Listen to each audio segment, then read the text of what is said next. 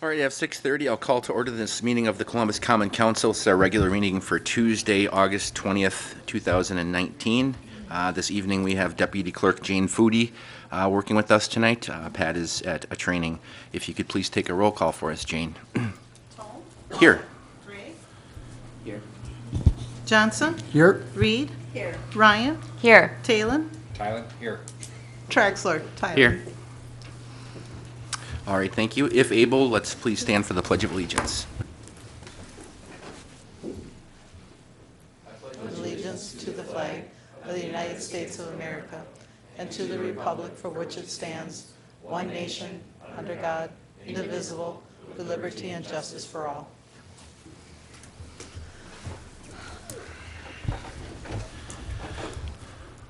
Jane, if I get ahead of you, just throw your hand up and, make sure we get everything documented, so thanks. This meeting has been noticed in accordance with state statutes and local ordinances. Next item is to approve the agenda. Unless there's any alterations or deletions, I'll take a motion to approve the agenda. Motion to approve the agenda. Second. I have a motion from Traxler and a second from Tylen. Any discussion on the motion? If none, all those in favor, please say aye. Aye. Any opposed? Agenda is approved. Correspondence and communications, we have two on the agenda for the evening, and we also have Judge Ed Schellen signed up this evening. I'll take the ones listed on the agenda first. The first is a proclamation in our packet celebrating the 40th anniversary of the Columbus Area Senior Center.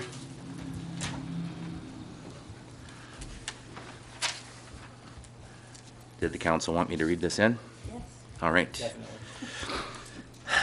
All right, whereas the Columbus Area Senior Center, CASC, is the only senior center in Columbia County and has served the community aged 50 and older for 40 years, whereas the CASC has acted as a catalyst for mobilizing the creativity, energy, vitality, and commitment of the older residents of the city of Columbus, whereas through a wide variety of services, programs, and activities, the CASC empowers older residents to contribute to their own health and well-being, as well as the health and well-being of their fellow community members of all ages. And whereas CASC provides opportunities for seniors to stay active and healthy, continue learning, share experiences, and stay connected with friends and community members, whereas CASC and the Columbia County and Nutrition Program affirm the dignity, self-worth, and independence of older persons by facilitating their decisions and actions, tapping their experiences, skills, and knowledge, and enabling their continued contributions to the community. Whereas CASC is a multi-purpose facility that serves the diverse needs of our community as a meeting and activity location for the City of Columbus, service organizations, and the community at large. Therefore, be it resolved that in an effort to acknowledge the importance and the many contributions of the Columbus Area Senior Center and call upon all citizens to recognize the special contributions of the Senior Center participants and the special efforts of the staff and volunteers who work every day to enhance the well-being of the older adults of our community, I, Michael Tome, Mayor of the City of Columbus, Wisconsin, hereby proudly proclaim Sunday, August 25th, 2019 as Columbus Area Senior Center Day. Thank you. On to the next item. Under correspondence and communications, we have Bike the Barns presentation. Is there a representative here from the organization? If you'd like to step up to the podium, there's a little button with a face on it. If you hit that, it will activate the microphone. Or let me see, I might be able to get it. Does that work? Here we go. Yep. Can everybody hear me? Yes. All right. Thank you for having us out here. My name is Carrie Sedlak and my colleague Liv Froelich over here. We're here representing Fair Share CSA Coalition. We're a Madison-based nonprofit that has been connecting growers, farmers, and eaters for over 27 years. Bike the Barns is our largest annual fundraiser. We've been doing it for 13 years, and the mission of this event is to raise funds to support food for every family. We do this by having over 700 riders, we're hoping for 800 this year, bicyclists, partake in a recreational tour, bicycle tour. There are two route lengths. One is around 30 miles and the other is around 60 miles in length. And we will also have a very small bus tour, about 30 participants or so. We will be taking off from Fireman's Park here in Columbus, and it is a beautiful building, something that I'm sure you are all very proud of. It is stunning. We are very honored to hold the event here, and we're very excited. It's a big angle for us for promotions for riders, that they get to be in that beautiful building. And all the proceeds from the event support our organization, and also we provide grants to limited income families and organizations so that they may provide or may receive CSA shares, community-supported agriculture shares. So I'm happy to answer any questions that you have about the event. I don't know if you've had a chance to take a look at the packet of materials. We can discuss the route or any of the proceedings at Fireman's Park. Since this is citizen comment, generally this is kind of a one-way introduction, but when we get to the agenda item, if there are any questions and you're here, then we're glad to have you here to answer those Perfect, at and that thank time. you for the clarification. All right. So let me think if there's anything else that would be of importance for you to know about the event.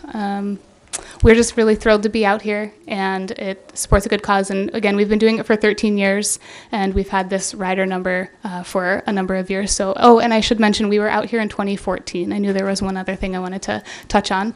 We took off from Fireman's Park, same start and finish location, and the route was very similar to what it is this year.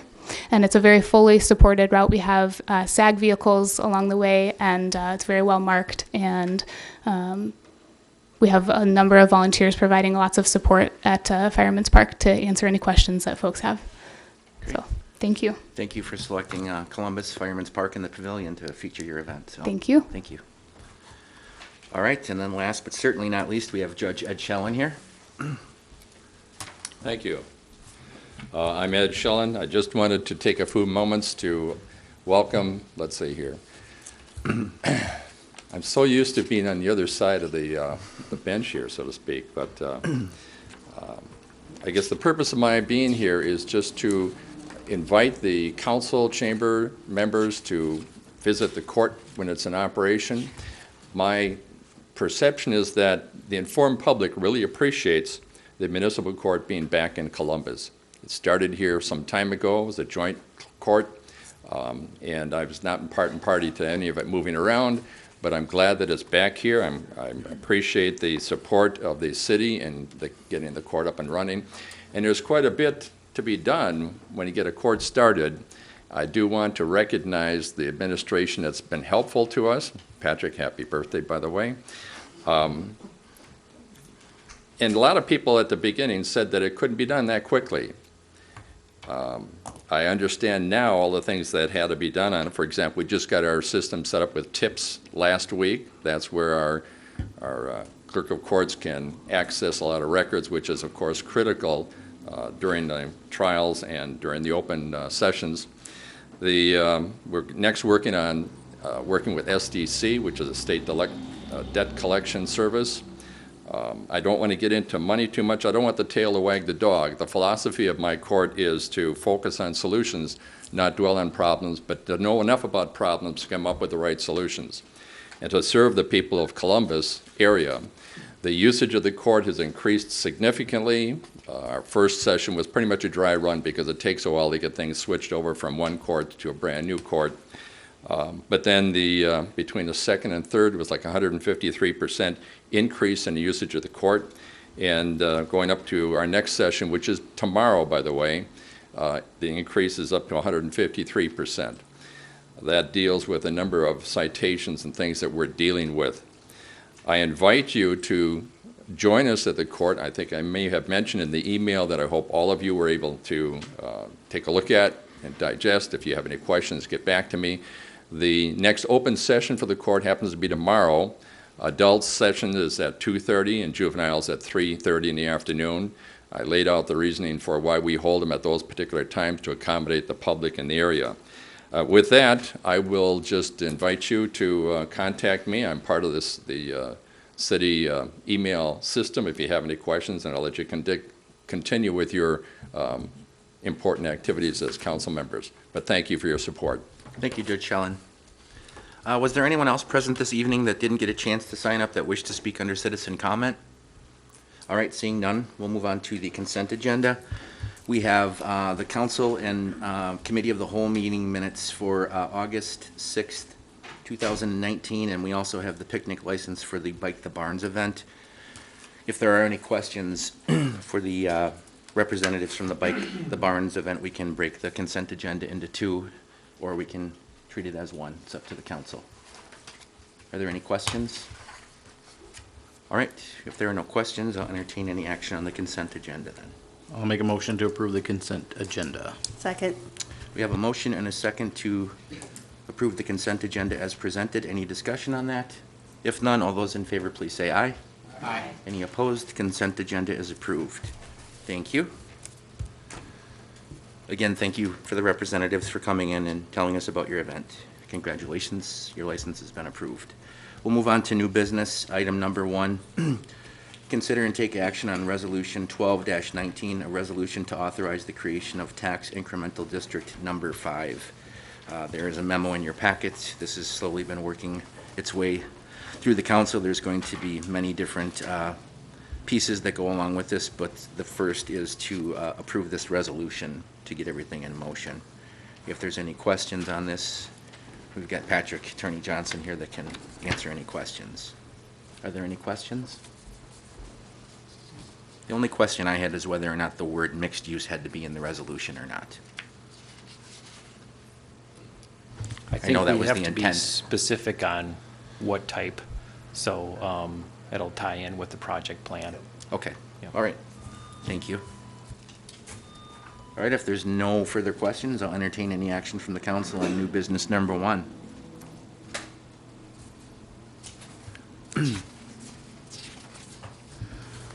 I'll make a motion to approve Resolution 12-19 to authorize the creation of Tax Incremental District Number 5. Second. All right, we have a motion and a second to adopt Resolution 12-19. Is there any discussion on that motion? If none, is there a voice vote all right on that? Okay. All those in favor, please say aye. Aye. Any opposed? Motion passes. Item number 2, consider and take action on an agreement with Ellers Associates to create a project plan for the creation of Tax Incremental District Number 5. Again, this goes right along with the resolution and the timeline to keep this marching forward. What I wasn't clear on their proposal was the total cost. Right now, there's phase 1, phase 2, phase 3, and then a total of what we're committing to at this time. Is it? Patrick, are you We would clear? be committing to all 3 phases. Okay. It's a total of $15,000 plus the current Wisconsin Department of Revenue fee schedule that's included, and there would be an annual fee that goes along with the TIF. Right, and Ellis has helped us with the other TIFs for that Yep. purpose. Yep.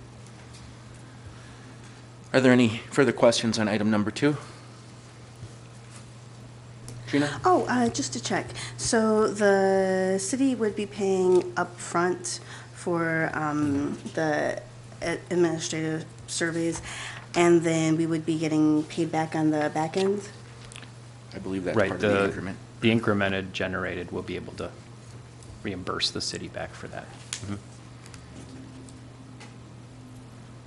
Any other questions from council? If there are no questions, I'll entertain any action from the council on new business number 2.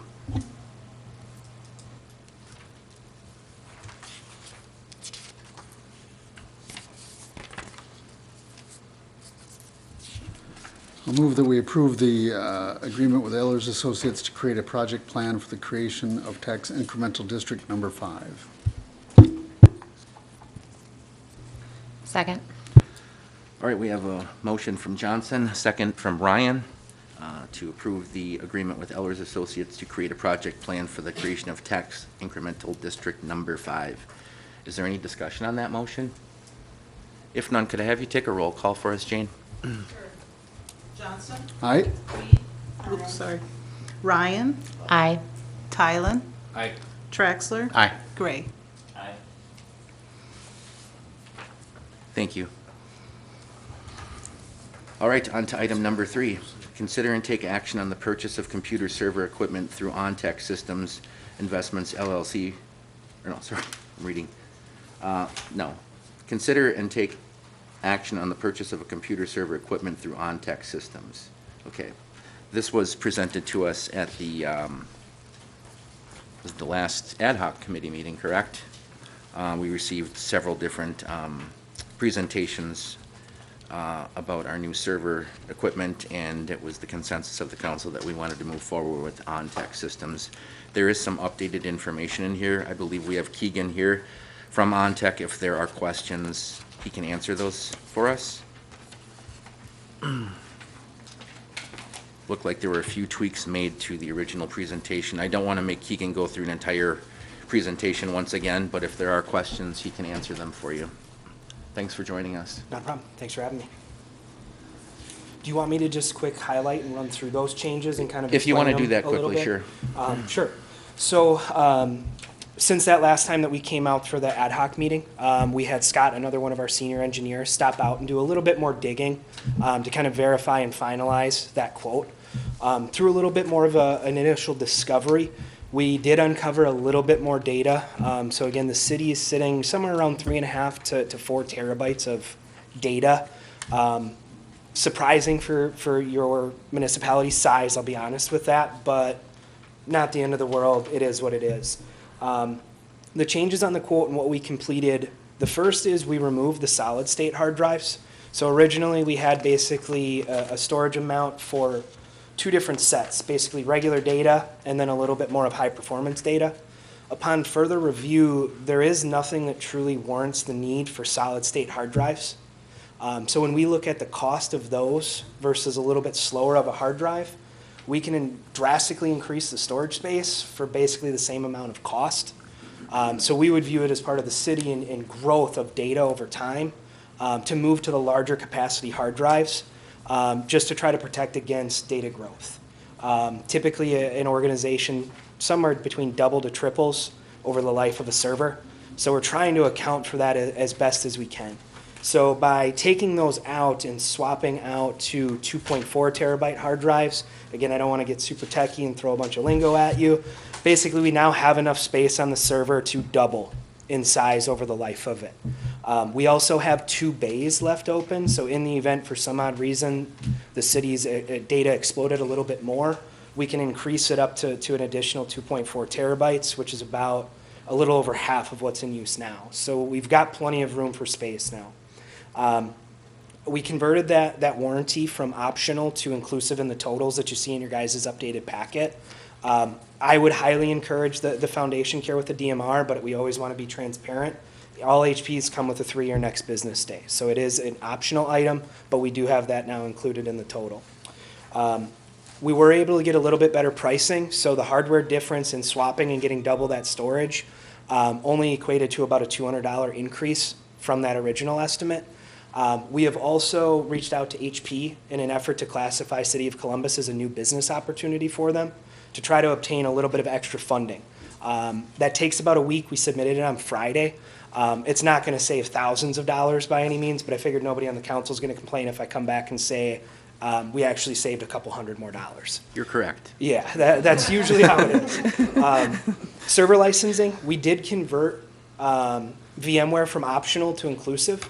The reason being for this, with the potential to add the BadgerTrax application at a later time, we want to try to account for that as best as we can. So when we look at the numbers to keep a license to not do that, it would cost the city $792 versus moving to VMware now costs the city $674. So it's more of a cost-saving preventative item. If the city never used BadgerTrax, it would be an expense up front that they didn't need.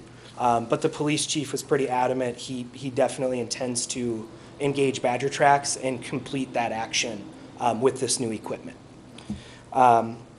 We also were able to start to look a little bit more at the current licensing that the city owns.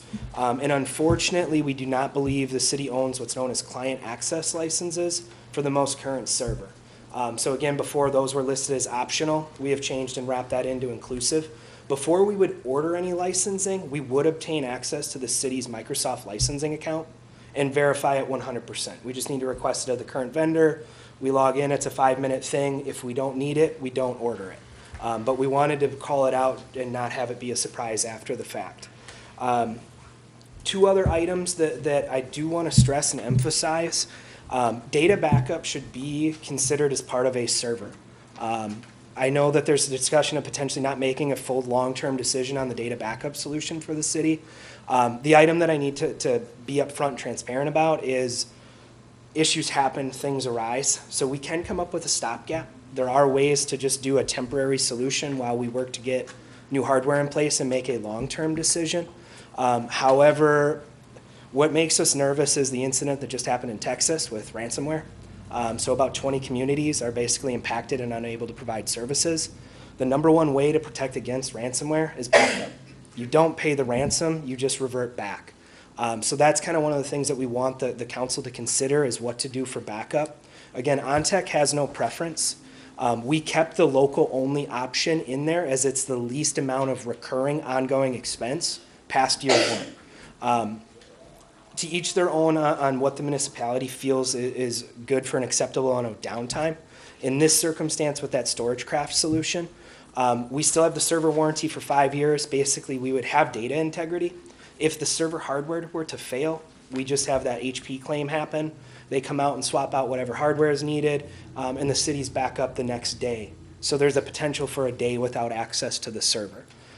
There are solutions that take that time down from a day to an hour, but when you look at the financial cost of it, again, that's a decision for council. Labor, you'll just see a second section added for the Badger tracks. We more so just wanted to show that as a phase 2 item for the police department. We don't know if it's an item that they wanted to attempt to accomplish in 2019 budget, something for 2020.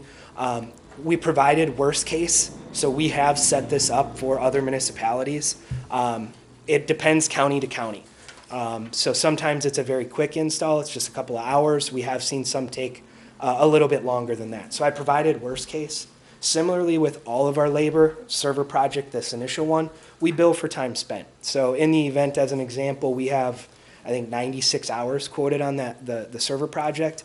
If we only bill 80, that's all that's billed to the city. It's not an item where we're gonna bill it whether you guys use that time or not.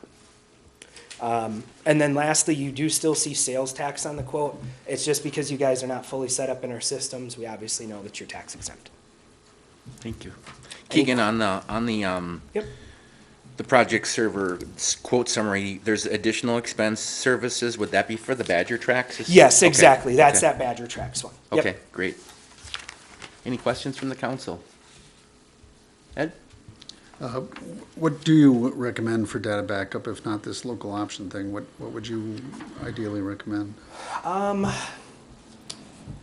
To us, it all comes down to the organization. So as an example, you guys are not a for-profit entity, so trying to justify massive expense on things are very difficult. So for a for-profit company, it's simple math. You know, how long can you be without it with salary employees? What do you pay? And that derives a very easy number of what you should be spending on backup. You guys, it's going to be much more subjective. And so with that, what really would increase the data backup is not necessarily backup, it's more of disaster recovery. It's in the event there was an issue, that's what the solutions are going to provide. Backup for the most part is backup, whether it's the StorageCraft solution that you see on the quote, the Datto option that we had before. Backup's kind of all the same. What am I backing up? Where am I backing up to? How far back can I go? The differences in the solutions comes to the disaster recovery. Something happens, how long can I be without data or services? So I would say for most of our municipal customers, you fall into that category of it's some form of local only or local replication. Very few go with that high-end disaster recovery product. The few that we have that do have much more services running, I guess is how I would say it. They have ambulatory, public health, they have these other services that require that because it's a life or death matter. With you guys and how you engage with the county for some of those services, you don't keep those, so we don't need to account for those things. When could you start? If we say yes tonight, when do you show up and start installing? So we can order the server. I checked everything. Most parts are available out of Chicago. So let's say board approves this evening. Tomorrow we would get that order processed through distribution. We would get things ordered. I would anticipate to have most items in stock by end of this week, probably early next week. And then we could get started basically right away. We'd need to obtain some passwords from the current vendor in order to access and start, but we'd be able to get started basically immediately next week once we get the hardware. Does this quote include kind of all the hand-holding that you talked about? Yes. Last week? All Yep. right, good. That's a technical term, I know, but. And then, if you could indulge me another moment, I see in our claims packet, we have some claims for 2019-2020 managed firewall. Would this replace that? No, so the firewall would still be separate. So that's, again, you guys have services active on the current Barracuda firewall. Those would be replaced or updating, refreshing those. We're not huge fans of Barracuda as a manufacturer. They're predominantly enterprise focused. We like SonicWall. But we did verify that Barracuda firewall is newer, so we would not recommend a hardware replacement right away. Okay. It would be maintaining services active on that through that useful life. So in a year, would you recommend we transition to something else? Potentially, depending on what the renewal cost is. Barracuda, as the equipment gets older, they typically escalate how much the renewal is. So sooner or later, it becomes advantageous to not renew it and just replace it. And when it reaches that time, that's when we would recommend the replacement. And you'll monitor that for us? Yeah, All yeah. right, very good. And then there's another claim about online US Gov plan, some sort of email, $48 per email account backup thing. Yep. Is that now obsolete if we go with you, or? No, that's Office 365. So that's Okay. basically what you guys are using and consuming for your email plans amongst the city employees. Okay, so we should, We would pick that up and maintain that subscription on behalf of City of Columbus. Okay. So we are what's known as a Microsoft Cloud Services provider. Okay. So we help manage and maintain that licensing. So we'd meet annually and kind of review it. Do you have unassigned licenses that we should discontinue and not pay for? Do we need to add more? Do we change? That's stuff that we meet with on usually an annual basis. Some of our clients like to meet on every 6 months. okay, so even though this is with our current vendor, you recommend that we keep these two items, and you'll pick them up next year Pick in them up, yep, transition? All right, exactly. Terrific, thank you. Most organizations of your size, Office 365 is more cost effective than trying to keep email yourself. Sure. So it's pay them to kind of deal with it. The one item we would suggest is looking at, are you guys on government plans? So Microsoft does have government-specific plans and SKUs. We'd look to convert you guys to those if there's a cost savings and a benefit to it. Sure, great, thank you very much. Good questions. Andy? Yeah. I got lost in Ed's questions there. You said that you took out of, well, you didn't bring forward anything for the other backup solutions? We took those two other options out simply because of the financial ongoing cost. Amongst our discussion with some of the city managers, they believe a day or so is acceptable without access to files and things. They can work around that. Again, communication is up in the cloud. You'd still be able to email, calling, your phone system would still be active. It's not like you would be kind of dead in the water. But that's the item that amongst city and council, you would have to decide what is that acceptable amount of time. And this is where I say it's really in the event of a disaster. If somebody just loses a file, that's a 5-minute thing to go grab a file. That's not the end of the world. It would be if the server got hit, if tornado hit the city hall building and wiped out the building. How long can you be without that thing? Usually, again, most municipalities, if a tornado ripped up City Hall, there's larger concerns than getting files and things like that. So was that the direction of staff to take those options off the table then? Yeah, originally kind of what they had mentioned was to just vote on server stuff today and then revisit data backup. Right. The struggle is we feel so strongly about backup that I wanted it to still be a discussion topic today. It is not something council needs to make a final decision on today by any means, but I would highly encourage it instead of putting money into a stopgap. to invest in a long-term solution. And I can very easily pull back those two other options and cover that with council over a call or something like that if it's something that wants to be discussed. And is the storage craft, is that a long-term solution? Yes. So basically with that solution, we would have storage here in the City Hall building, storage also in the PD or DPW building, and we would send data back and forth between those two locations. And then we'd also have 2 USB drives that people could take off-site. So the goal is without using the cloud, just get data as many locations as possible. And so we have some clients, specifically municipalities, that drop it off at a local bank in a safety deposit box. We have others where the mayor takes it home. The drive is encrypted, it's protected. So it's not like if the event somebody breaks into a car and steals it, they can get at anything. The goal is to just try to disperse data into multiple locations. And so yes, the StorageCraft solution is a good long-term option with a very limited ongoing financial cost. Okay. Okay, yeah, I think that's definitely something we should approve tonight as well. The long-term backup solution is important, and you should probably have it right from the jump, so. Yeah, we before we would do any migration, we would do a stopgap no matter what. We have to, it's that whole item of we can't make a change without knowing we can go back. So no matter what, we'd be doing some form of a stopgap before we'd start. Again, I would rather put effort and energy into a long-term solution in conjunction with that project. Thanks. Again, Keegan, I appreciate you being here tonight to go over these recommendations Not a problem. and to refine them since the last meeting as well. It seems like your quote summaries kind of you've got everything included to get us going at this point. Exactly. And then we continue that conversation for ongoing needs and services, Yep. and I think that's great. Knowing that, I believe the total cost here is $30,904 roughly without the optional and without sales tax. The one issue we have is that this isn't something that was budgeted for. Obviously, we didn't plan for the servers to be in the condition they're in.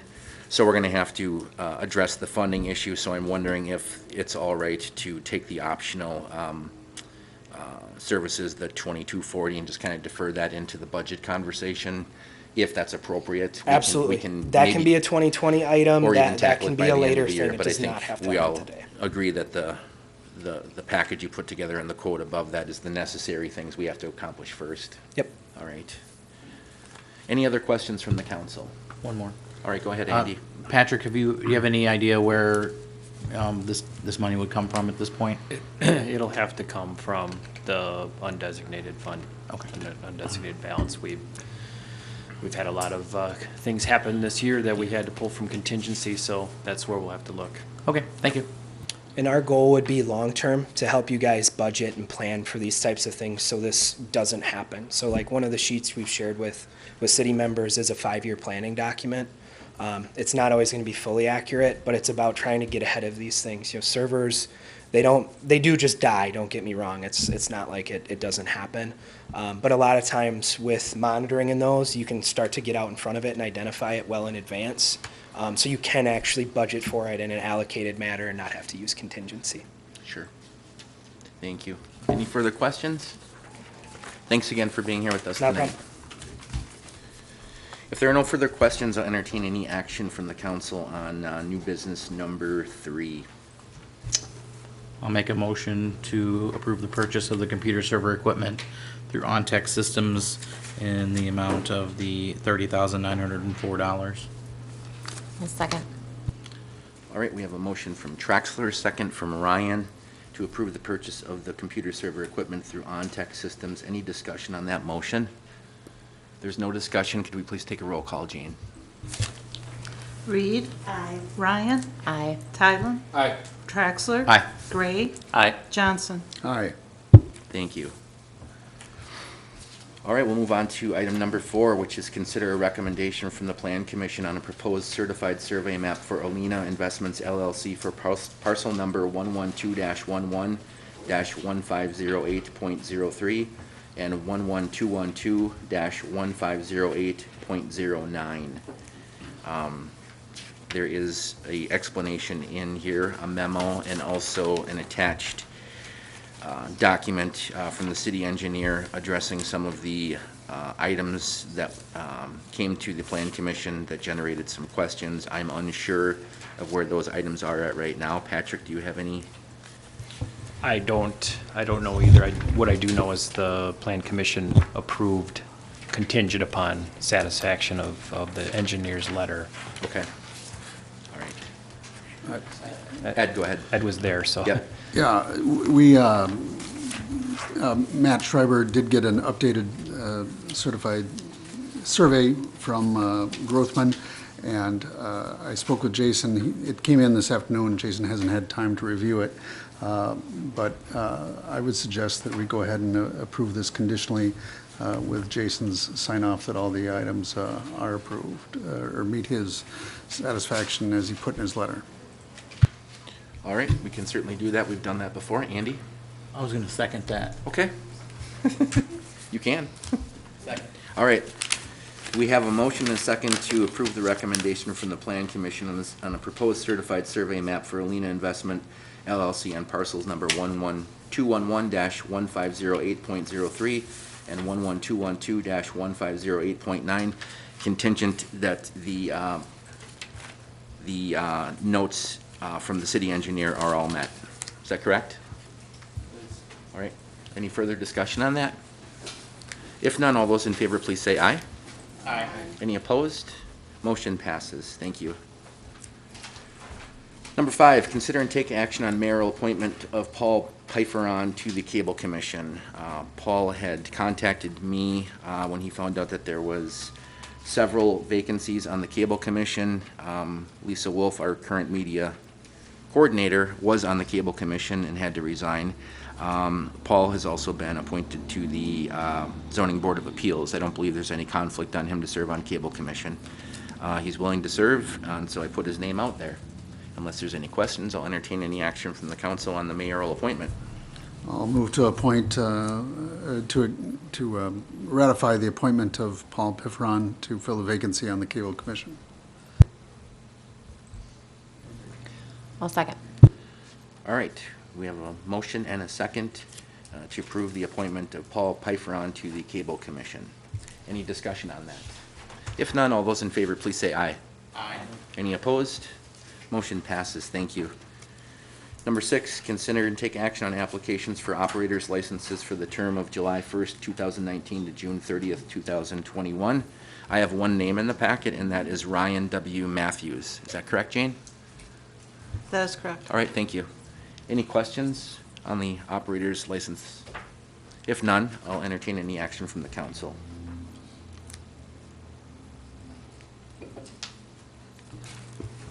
I'll move to approve the operator's license for the period 7/1/19 to 6/30/21 for Ryan W. Matthews. Second. All right, we have a motion and a second to approve the operator's license for Ryan W. Matthews for the period stated. Any discussion on that? If there's no discussion, all those in favor, please say aye. Aye. Any opposed? License has been approved. Thank you. On to number 7, consider and take action on claims in the amount of $292,619.27. Are there any questions on the claims? If there are no questions on the claims, I'll entertain any action from the council. Make a motion to approve the claims in the amount of $292,619.27. Second. We have a motion and a second to approve the claims in the amount read. Any discussion on that? If there's no discussion, Jane, could you please take a roll call for us? Tyler? Aye. Traxler? Aye. Gray? Aye. Johnson? Aye. Ryan? Aye. Reed? Aye. I think so. Everyone accounted for? Thank you, Jane. Motion passes. All right, on to report of city officers. Patrick, I'll turn it over to you. Thank you, Mayor. Just a few things to share. Got word that the bulk of the street maintenance project was completed. The only thing that's left is the county portion. There's that stretch of Waterloo Street. They will be coming in Tuesday to take care of that. Otherwise, the Wolf Paving has been in and completed the mill and overlay, aside from a few barrels yet to kind of make sure everybody is aware of the new pavement. Should be safe to drive on, but that's complete. Just want to recognize a few people. Kane Brasowski at the pool celebrated 10 years. So I wasn't able to be there at Sunday to wish him well, but I'll do that right here. So certainly appreciate the work Kane does for us at the pool. And also want to recognize Kaylin and Pat from City Hall just for the work they've done with the computer vendors. It's been a pretty long process, and I'm sure a lot of stuff was learned, which is good, but they kind of helped keep things on track, so I appreciate that. And then finally, Thursday and Friday this week, I will be at the League of Wisconsin Municipalities Chief Executives Workshop, trying to help further the cause of municipalities in Wisconsin. So that's all I have. Thanks, Patrick. A reminder, this Thursday, August 22nd, 6 to 8 p.m., the summer concert series continues at Fireman's Park, hosted and sponsored by HLPC and local donors and businesses. I believe this week is Gabriel Sanchez. If I understand from the newspaper article, he's also a Prince tribute, or does a Prince? Sometimes. Yeah, sometimes. Okay, that sounds interesting. I hope there's good weather for that, but get out and support the HLPC. Hope we have good weather for that. Also, last Sunday I did attend the back-to-school event at the Aquatic Center, 6:30 to 8:30. There were a bunch of games for kids and contests for them to win. I think there were 6 backpacks that were filled with school supplies, and all the kids that did attend received back-to-school supplies.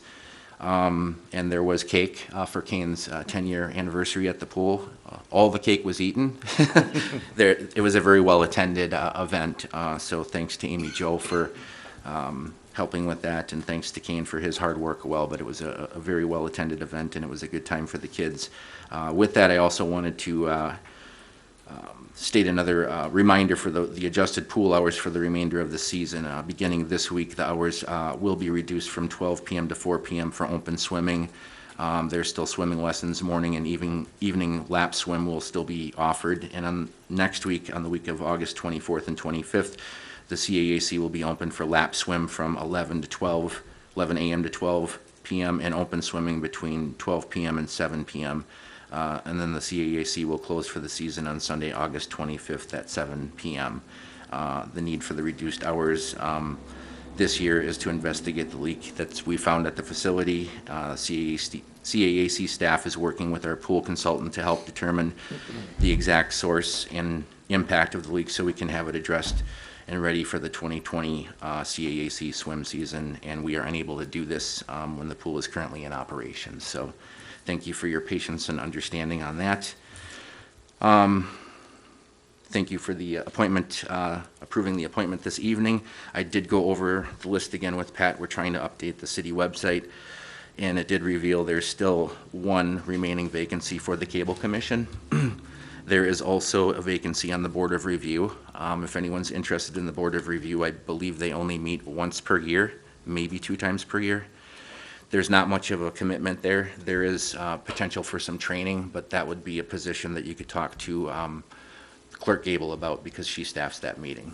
So, and also the Joint Review Board. The Joint Review Board meets annually to look at the TIF report, and also, since we're creating a new TIF right now, they would be involved in that as well. But there's a citizen appointment that's open for the Joint Review Board. Otherwise, everything else is full right now. So, wanted to thank Jane Foodie for joining us this evening. You did a good job. Thank you.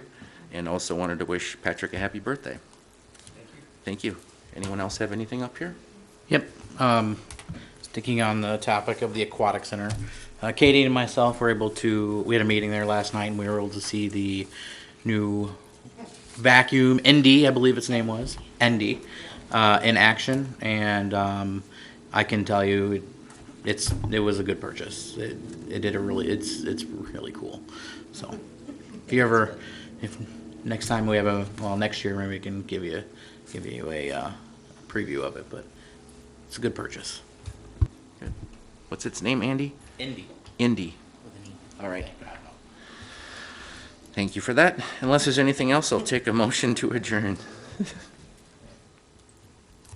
I'll move that we adjourn. Second. All right, we have a motion and a second to adjourn. All those in favor, please say aye. Aye. Any opposed? Stand adjourned for a few minutes, and we'll return with the committee of the whole. Thank you.